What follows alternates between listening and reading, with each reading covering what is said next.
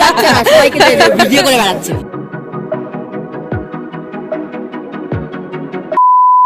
Hello guys, welcome back to my channel again. আমি শ্রেয়া তোমাদের সাথে। তো আগের দিনের মতো আমি পুরোটা রেডি হয়ে গেছি আজকে, ঠিক আছে। আমি কালকে মানে আগের দিন যেটা তোমরা ব্লগে হয়তো দেখতে পাবে, আমি ইন্ট্রোটা দিতে পারিনি, তাই আজকে আমি খুব তাড়াতাড়ি মানে ফার্স্টে ইন্ট্রোটা দেওয়ার চেষ্টা করছি। তো এখন আমরা আছি হচ্ছে পেহেলগাঁওতে। কালকে রাতে এসেছি। কালকে খুব শরীর খারাপ হয়ে গেছিলো, যাই হোক সেসব কথা বাদ দিই। তো আজকে হচ্ছে কি পেহেলগাঁও থেকে আমরা যাবো সাইট সিনে, যেটা ঘোড়ায় করে সে মিনি সুইজারল্যান্ড টাইপের কিছু একটা আছে। আমি অত জানি না, জেনে ঠিক তোমাদেরকে জানাবো আমি যতটা পারবো। তো ওখানে গিয়ে কী কী করছি সবই থাকবে এই ব্লগটাতে, তো পুরোটা দেখতে থেকো।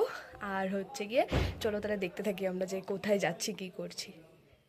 সকালবেলার কুয়াশা আর গরম গরম চা খেয়ে বেরিয়ে পড়লাম। কাশ্মীরের রাস্তায় যেন কেমন একটা মায়া রয়েছে।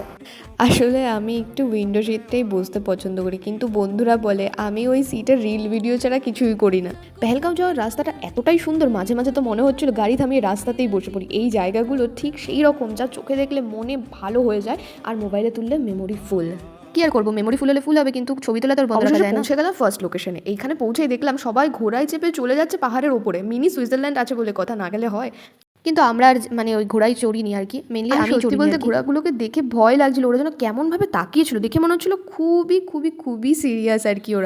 ওদের সিরিয়াসনেস দেখে আমারই ভয় লাগছিল, আর একটু ওদের উপর দয়া মায়া করে ওপরে আর উঠিনি। ওই যে ওপরটায় দেখলে ওই জায়গাটায় ওরা উঠে যাচ্ছিল, মানে ঘোড়ায় চেপে যাচ্ছিল আর কি। আমি আর যাওয়ার সাহস করিনি ওদের ওপর দেখে, মানে ওদের ওপর দয়া মায়া করে। আর আমি বলেও এসেছিলাম যে আমি সব করবো, কিন্তু আমি ওদের ওপর উঠে যাবো না, কারণ একটা ওদের ওপর কষ্টও হয় না। আমি অনেক দেখছিলাম অনেকে চড়ে চড়ে যাচ্ছিল ওদের ওপরে, কিন্তু আমি আর সেই সাহসটা করিনি আর যাইও নিয়ে। তাই তার জন্য আমার বাবা মাও যে পেছনে দাঁড়িয়ে রয়েছে, ওনারাও আর যেতে পারেনি আমার জন্য। আমার বোন, ওই একটা ভাই ছিল।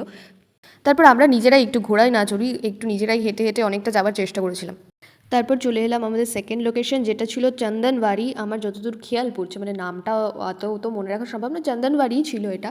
তো ওইখানটার একটু উঁচুতে ছিল, হ্যাঁ। আর আমাদের যেরকম আমরা গাড়ির স্লট বুকিং করেছিলাম, ওখানটায় প্রত্যেকটা পার মানে লোকেশনে 1 ঘন্টা করে ছিল। তো এইটা ওপরে উঠতে উঠতেই আই গেস আমার 15-20 মিনিট লেগে গেছে, আর মাঝখানে একটু ভুট্টা টুট্টাও খাওয়া হয়ে গেছিলো। তো ওটাতে করতে মিনিমাম আধ ঘন্টা লেগে গেছে ওপরে উঠতে। অনেক মার্কেট বসে থাকে এটার পাশে নিচ দিয়ে, তো ওইটা করতেও সময় লেগে গেছে। আর এইখানটা আমাদের সবথেকে বেশি সময় লেগেছিলো। আর এই মানে এখানে জায়গাটা কীরকম আমি বলছি, এখানকার বরফটা ঠিকঠাকই ছিল, সব জায়গার বরফ, কিন্তু এই জায়গাটার বরফটা হয়তো এত ভিড়ের জন্য একটু নোংরা নোংরা হয়ে গেছিলো, আমার তো তাই মনে হচ্ছিলো। আদারওয়াইজ এটার ওপরেরটা, ওই যে ওপরের যে থাকে বরফগুলো দেখছো, ওইগুলো খুবই পরিষ্কার ছিল। আমি ওটা অবধিও গেছিলাম, ওইগুলো বেশ পরিষ্কারই ছিল।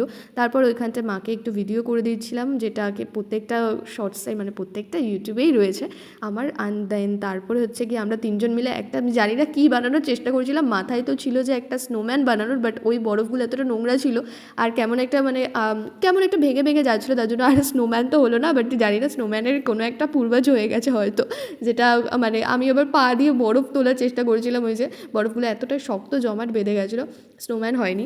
ভাবছিলাম পা দিয়েই তুলি, হাত দিয়ে যেহেতু তোলা যাচ্ছে না, আর যেহেতু গ্লাভস পরেছিলাম না, পুরো হাতটা পুরো একদম শূন হয়ে গেছিলো, মানে অবশ।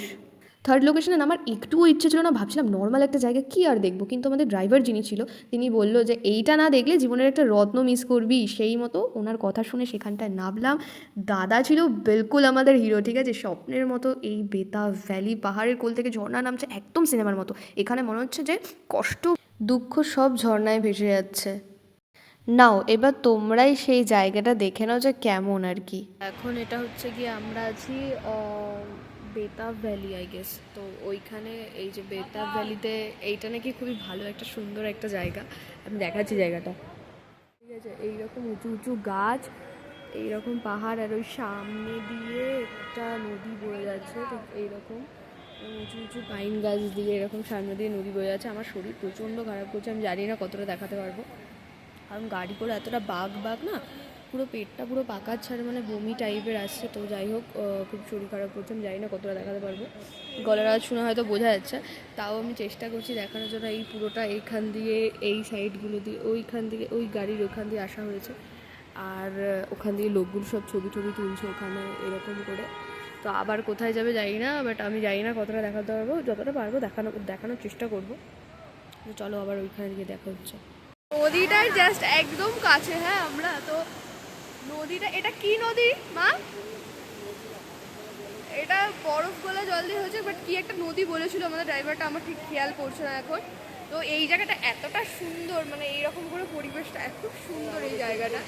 আমার তো ভাবছিলাম যে আমার শরীর খারাপ, আমি গাড়ি থেকে নামবো না, বাট এখন নেমে দেখছি যে খুবই ভালো লাগে জায়গাটা। ওই একই জায়গায় রয়েছি, এরপরে এখান থেকে যাবে মনে হয় চায়না মার্কেট না কি একটা মার্কেটে যাবে, তো ওখান থেকে তারপর সোজা রুমে যাবে। তো চলো আবার ওখানে গিয়ে দেখা হচ্ছে। আমি ওখানে গিয়ে যে কত ছবি তুলেছি, আর এরকম ঝর্ণার জলের মধ্যে হাত ভিজিয়ে যেন মনে হচ্ছিল ও কতটা না সুন্দর। এখান থেকে তো আমার বাড়ি যেতে বাড়ি যাবো কি, মানে হোটেলে ফিরে যেতে মনই চাইছিল না, মনে হচ্ছিলো এখানেই বসে থাকে। জলটা প্রচণ্ড ঠান্ডা ছিল, আর আমি এরকম করেই সারাক্ষণ ওখানে ছিলাম।